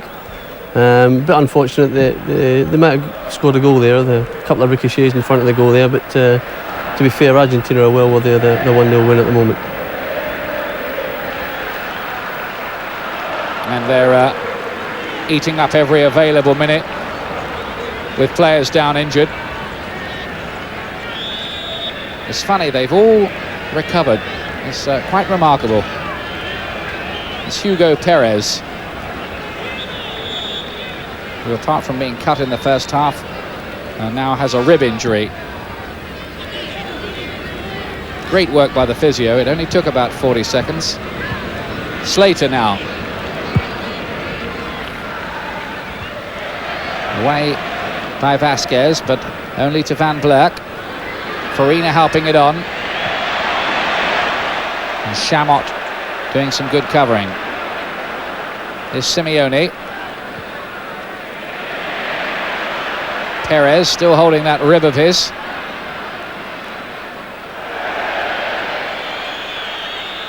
And it's injured again. He's back on his feet again.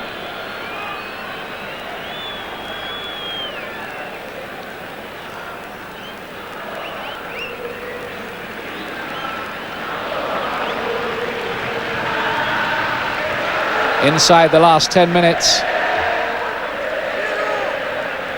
Argentina moving ever closer to booking their place in the World Cup finals. They've been made to work hard for it.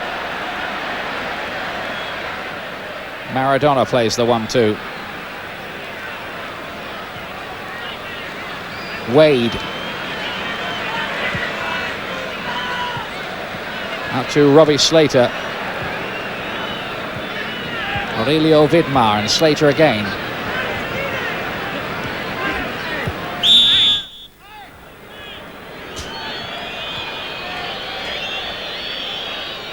Well, they've run those rugby and cricket World Cups, and they've got the Ashes in their pocket.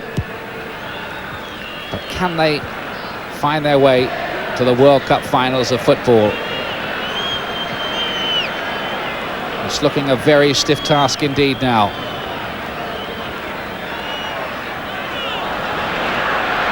Some good work here by Viet. And MacAllister banging it out of harm's way. Slater. Vidmar again.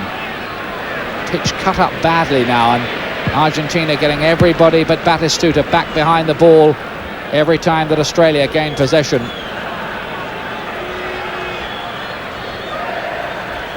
They're a very, very tough side to break down in this kind of situation. And Australia, in fairness, have found it very difficult to create what you'd call really clear-cut chances.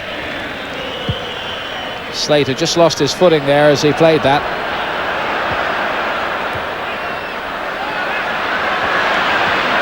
Here's Simeone.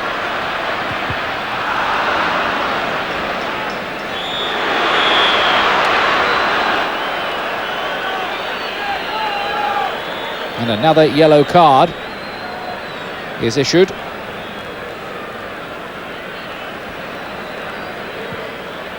And this time I think it was Vazquez. No problems that time for that Argentinian defence.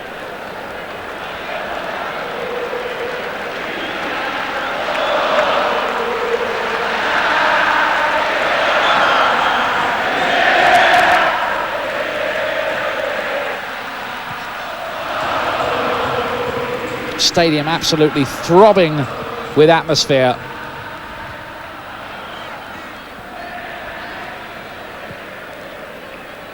It looks as though the 2 times World Cup winners are going to be in the USA.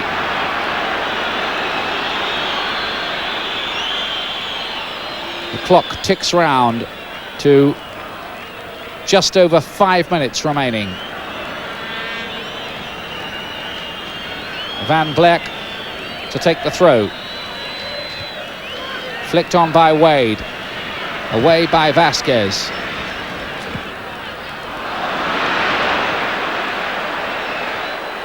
Here's Slater. Takes on MacAllister. Finds an angle. The flag is up for offside.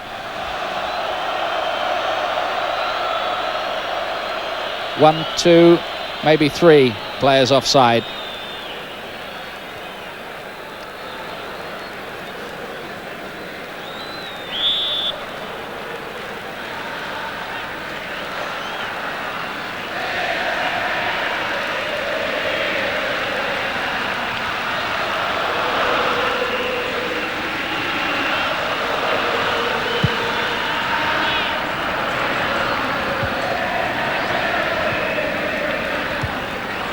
Ruggeri gets this one away.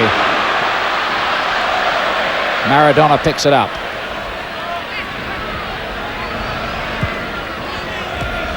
Now Redondo. That's a nice play from Simeone. Maradona helping it on. And good defensive work from Tobin. Van Bleck.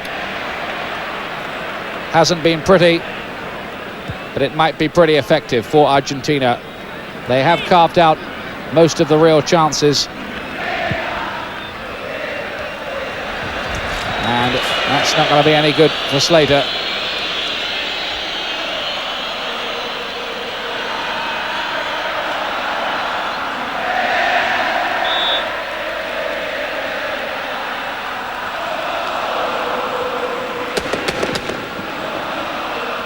Wade miscues it. And the Argentinians, I think, at this point now will be quite happy to belt this anywhere out of harm's way and just make sure they get everybody back defending the 1-goal advantage. That's well claimed by Goycochea under the challenge from Viet.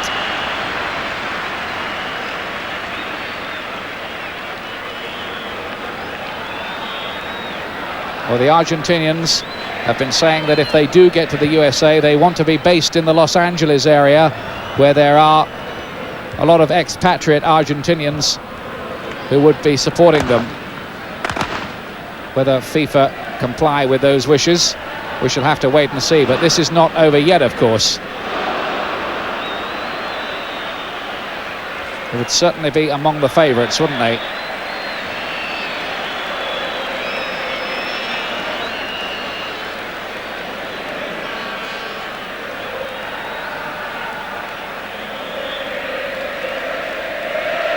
few firecrackers already starting to be let off around the stadium as Perez prepares to take the free kick for Argentina. Here's Batistuta, the goal scorer.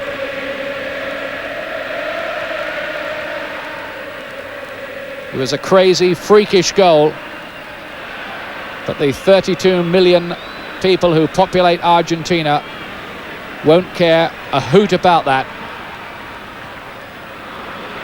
It looks as if it's going to be decisive now. Unless.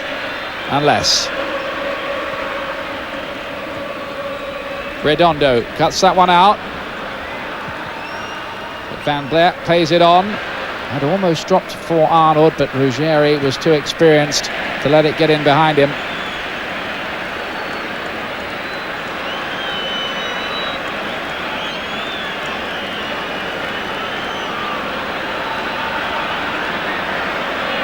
The Australians can see their dream disappearing fast.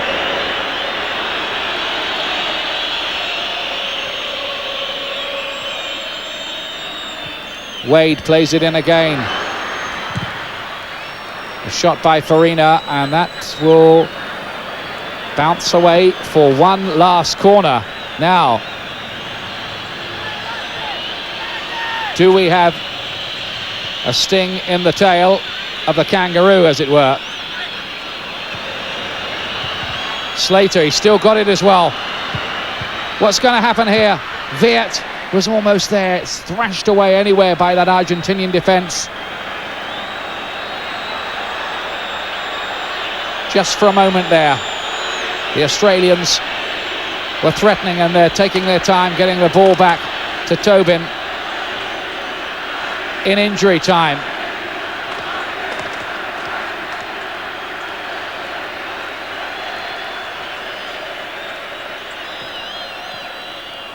Flicked on, Arnold goes up for it, drops out to Viet. Oh, and he was so close, the substitute, to sending this World Cup match to a penalty shootout in injury time. Didn't really get hold of it, but he almost found a way past Goycochea. Oh, by such margins are places in World Cup finals decided.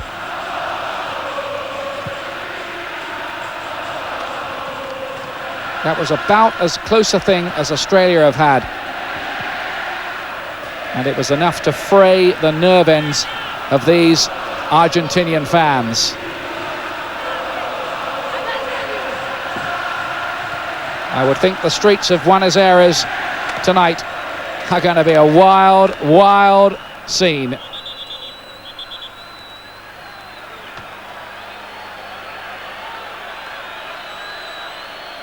Now the referee saying, I'm adding on time for this, as the Argentinians take a look at the ball, check that the maker's name's still there, and that they're standing on the exact blade of grass. He can see the funny side of it. I don't think the Australians can. 1 minute and 40 seconds played of injury time, and this is just where Argentina will be very happy to keep the ball.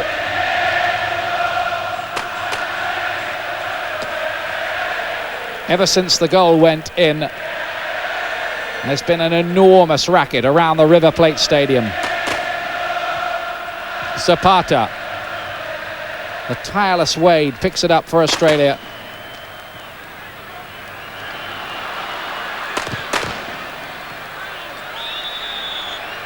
Wade goes down injured, and still the game goes on.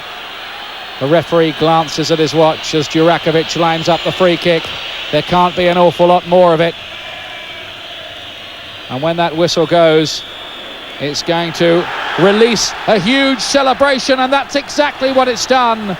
Argentina, amid joyous scenes, make it to the World Cup finals. They claim the 24th and final place among a ticker-tape reception. The goal on the hour from Gabriel Batistuta. It's a nightmare for Australia, who worked so hard and performed heroically to make one of the big names of world football really work for their place. But Argentina are there, and that really is the bottom line and the only line that counts at the end of all of this. They quarried out the result after missed chances, and Maradona will be going to his 4th World Cup finals. They will have to be among the favourites, you would say, for USA 94. And Alfio Basile, their coach, who's been under pressure, stays in a job. The nightmare of the 5-0 defeat by Colombia is forgotten. Maradona will be in the USA. The goal was from Batistuta. It's Argentina 1, Australia 0, 2-1 on aggregate, and Argentina make it to America. Great scenes in Buenos Aires, but tears in Sydney and in Earl's Court for that matter. They've been beaten by a 0-0 have Australia, and Dave Mitchell, a shame that such a fighting performance came to nothing through such a crazy goal. Yeah, as we said, it was a wicked deflection, and nobody could do anything about it really. But to be fair, Argentina deserved to win. They created the most chances. But I think Australia we lost it in Sydney by getting the draw, you know, when we had them on the back foot. Well, it's not the most memorable goal that Argentina will ever score, is it? But it was effective in the end, and they all count, as they say. That's right. It doesn't matter how it goes in. Yeah. Gary, Ian was saying that Argentina will be one of the favourites for the World Cup finals in the States now. Is that an opinion you'd share? Well, they weren't convincing tonight on that performance, I didn't think. They didn't play with a great deal of ambition. I know they got the result that they required, and that's how they go about their football. But if that is the sort of performance that they turn out in the USA next summer, well, I hope they don't do too well, because I didn't particularly enjoy their football too much. OK, well, let's just take a look at the sides that will be going to the States. Now, Australia miss out, of course. They're in good company, though. England, Denmark and France all missing out as well. And there are the 24 sides who are going. USA and Germany, of course, the two who haven't had to qualify. Some unfamiliar names there, none of the home countries, but the Republic of Ireland are going to the States, and so too are Argentina, having beaten Australia 1-0, 2-1 on aggregate. Oh, well, just time to say thanks for Dave Mitchell and Gary Stevens for joining us this evening. That's the action from Buenos Aires, but it's not the end of the sporting action here on Sky Sports this evening. We have golf from California coming up next. So Argentina will be in the World Cup finals. Let's hope they grace the finals as they have done often and not disgrace them as they do occasionally. From all of us for now, bye-bye.